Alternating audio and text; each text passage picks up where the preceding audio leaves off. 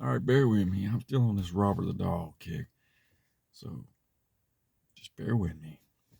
Anyways, I made a video yesterday on Robert the Dog cursing uh, YouTubers who have recorded or videoed in Key West, Florida at the fort where Robert the Dog is located. And that kind of preluded to this video. Now, a lot of people will make content pointing out individuals faking content or something being fake as far as individuals making content in the paranormal world. But rarely do you see people calling out or exposing or just calling BS on haunted objects, haunted dolls, haunted locations, and so on. Now, Robert the Doll could be a good example of how human beings pretty much agree with what they're told. And rarely do they ask questions like religions and so on and things like that and the paranormal. But with Robert the Doll, it's people have pretty much accepted that Robert the Doll has the ability to curse visitors. And I've watched all the YouTubers who have visited and made content on Robert the Doll. And it's pretty much the same thing. It's the same questions. They try to get a rise out of Robert the Doll by breaking the so called rules. And speaking of the rules, I went over the rules in the video yesterday about YouTubers being cursed. And I had thought the same thing. And a viewer, a YouTuber, a friend commented and said, well, how do you know that Robert Dahl was giving you permission to record or take a picture or any of the rules? How do you know he's communicating back? How do you know? If you apologize, how do you know he's accepting your apology? Uh, if you're introducing yourself, obviously he's not introducing himself. So where did they come from? Who created these rules? Did the doll sit down and write these rules? I don't think so. So who come up with these rules? First off, that's just something that popped in my head. And you gotta look at Robert the doll. You know, Robert the doll has been labeled as the world's most haunted, deadliest doll. But on the other side, you have Annabelle, the haunted doll that's at the Ed and Lorraine Warren Museum. And then you have the Peggy doll, who's at the Zach Bagans Museum. So how do we assume which one's the most haunted, which one's the most deadliest? And, you gotta look at Annabelle. They keep Annabelle in a glass case. And this doll is pretty much, they have blessed this doll. They have had priests come in. They don't even take this doll out without doing a blessing, you know.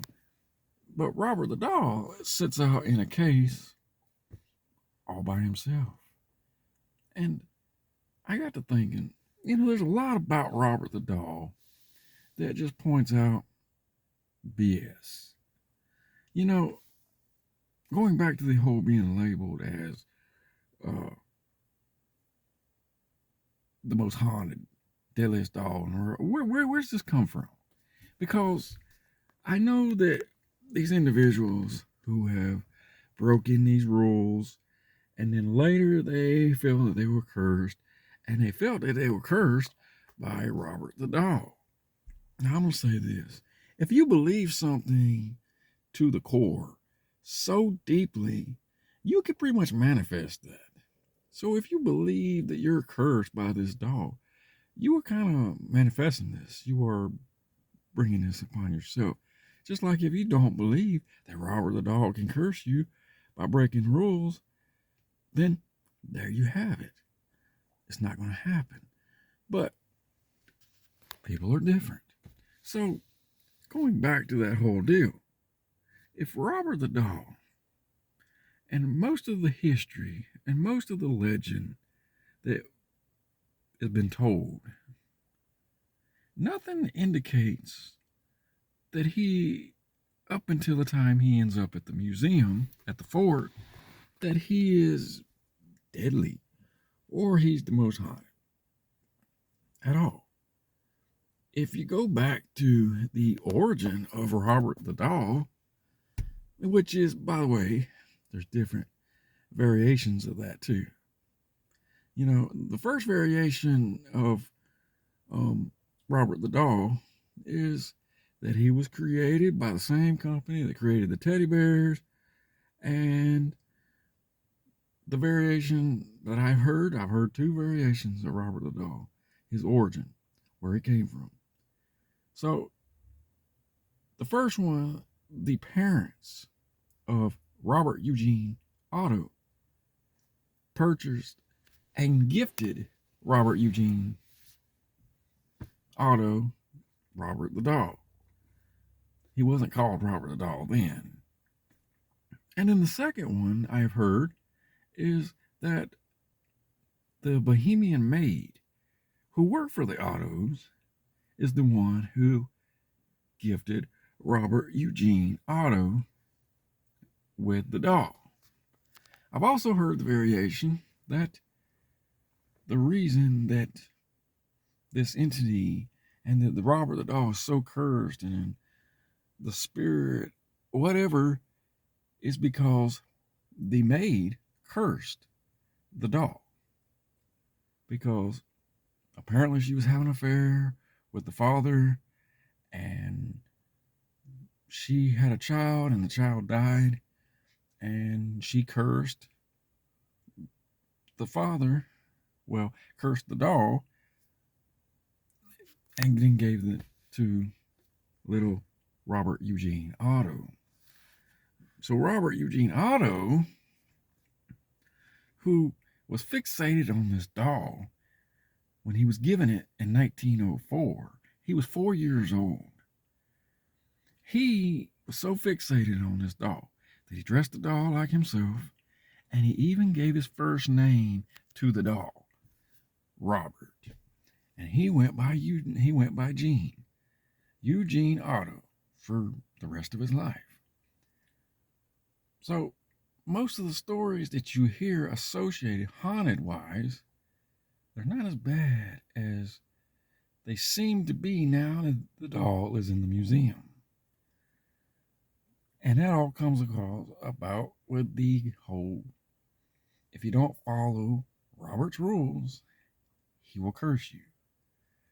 But back to this, where did the rules come from? The doll didn't make them. So how do they apply? How does this doll, first of all, and I don't think that if there is an entity or a spirit possessing or manifesting itself within this doll, it's not in the doll.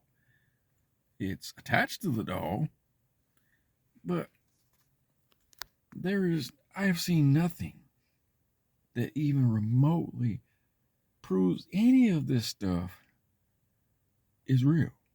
That the doll itself is haunted. The stories you hear about the doll getting up and running around, and the mother of Gene and Otto locking it away, and it somehow Robert the doll got out, hearing little Gene up in his room having a conversation with somebody else, and hearing another voice coming from the room. The doll sneaking up on people like one of the servants that worked in the Otto house. You know, the Otto house, the Gene Otto house, it may in fact be haunted because several people died in there. Gene Otto's mother died, the maid's child. So the house may be more haunted than Robert the doll, to be honest with you. But there's nothing, I don't see how this doll. So somebody comes there, they break one of these so-called rules, they go back home, and then something starts happening, like poltergeist activity or spirit activity in their home. You telling me that this spirit left this doll, traveled across the world to someone's home, and started haunting them? I just don't see it. You know, like I said yesterday in the other video on the cursed idea, is people can have bad luck and people can have a massive amount of it at one time. That doesn't necessarily mean that they've been cursed. Now, going back to the origin of Robert the doll, if, however, the maid is the one who gave little Jean Otto Robert the doll, and she cursed it, that curse was simply for the Otto family. It wasn't for the rest of the world. So there's nothing in history that really states that little Robert the doll is some haunted, dangerous, maybe dangerous is not the word, deadliest in the world. You know, let's speak about Annabelle. You know, what about Peggy the doll? People have said that they have had bad luck and issues. How does this, what power does this entity or that possesses this doll, how much power does this doll have? Because a lot of these people who are victims of Robert the doll have said that they got sick, that they were, they lost family members, and so on and so on. How does this doll have, how does this entity that possesses this doll have so much power? It's ridiculous. To be honest with you, it's ridiculous. And I think, honestly, it's all about belief. And it's how you look at things. If you believe you're cursed, then most likely you are cursed. But if you believe that nothing exists, and I know that a lot of people play around, they'll go down there to the museum at the fort and they'll mock the doll and blah, blah, blah. And later, stuff happens to them when they didn't believe it in the first place, but now they believe it. It's crazy. But these things, but you gotta look at Robert the doll. Back to the Annabelle doll. You know, there's been things that have been associated to Annabelle that says this is a being, an entity you don't want to play with. But people still do the same thing with these dolls, these most haunted dolls that they do with Robert. They record, and here's another thing that happens, basically, in the paranormal world. Like, we're hearing all these stories about what Robert the doll has done in the 100 years that it's been around. But no one ever has caught any of this on camera. Period. They haven't caught little Robert the doll get out of his little glass case and walk around. But supposedly he does. But no one's ever caught that.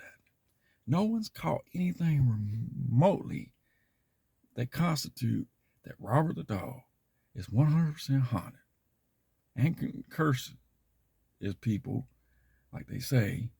Nothing's been proven. Nothing. And that's just like it most of the time. You got all these YouTubers that go around, they make videos on Robert the doll, they make videos on Annabelle, they make videos on Peggy and these other haunted dolls. But nothing from history or anything ever gets caught. Nothing is ever caught on camera. Nothing. Ever. So let's just put this Robert the Doll thing in the BS category because I don't see it. Just like I don't see the Annabelle's haunted. And because here's the thing, in the paranormal, you're trying to prove the existence of the afterlife. And actually, if this was true, if these haunted dolls like Robert and Annabelle, if these things were true, this would be the key for paranormal. This would be a gift in finding out about the afterlife. But instead, it's not directed that way. Content creators who make paranormal, they don't go that route. They ask things like, how many other spirits are here? Blah, blah, blah. It never goes to getting answers. It never goes that way. But if you have this powerful entity, how come you don't get these answers? But see, that's why paranormal never gets close to proving that paranormal exists, because these people don't ask the right questions. Basically, they don't do, the thing about paranormal is people want to know about that the afterlife exists. That's the main reason people do this, to know that there's an afterlife after this one, that we don't die, that we continue on. And if we can prove that, that's what we want. That's the key. That's what we're all after. Subconsciously, most people who do paranormal want to know, is there an afterlife? Biggest thing. Will I see my family again? The ones that have passed on before me, will I see them again? And to know that, to have an idea of that, and to believe, you have to find out if there's an afterlife. So that's the main thing about paranormal. And I think most people forget this. It's not about finding something that's going to scare you. That's not the purpose of paranormal. And all of these things, and what these YouTubers do, majority of them, these popular YouTubers who make paranormal, they're looking for what scares you. Robert the Doll and a curse, and the whole idea of his breaking his rules and blah, blah, blah. This is meant to scare you. This is not meant to give you answers to the afterlife. It's just meant to scare you. And majority of these most haunted things that people cover all the time are just simply made to scare you. Things like the Amityville Horror, Ed and Lorraine Warren. These things were made to scare you. When Hollywood got a hold of it, when YouTubers get a hold of things like that, it's made to scare you. It's not to prove the afterlife or whatever purpose or reason that you are into paranormal.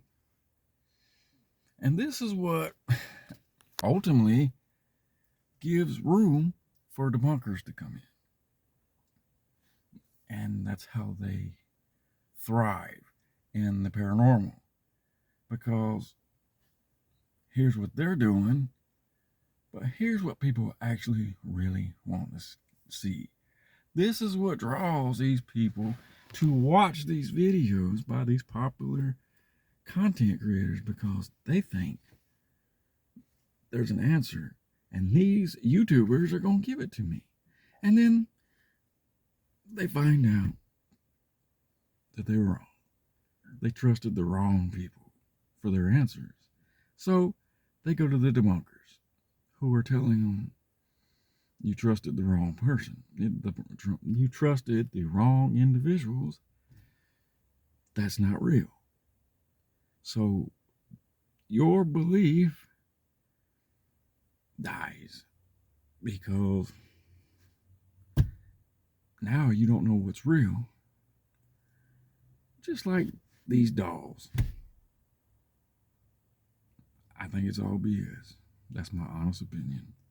Now, like I said in the last video, if I, however, visited, just for sake of argument, Robert the doll, I would be respectful, but honestly, I'd be trying to do more to get to the core of what's really going on with Robert the doll.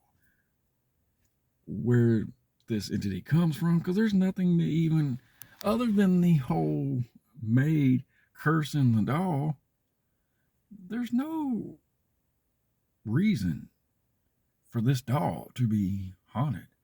And no one knows the true origin. They don't know what happened before little Eugene Otto got the doll. So the whole origin of where this entity supposedly appeared or came, but it kind of looks like the doll was cursed by the maid. I would go with that. But anyways, that's all I got for you. Bye-bye.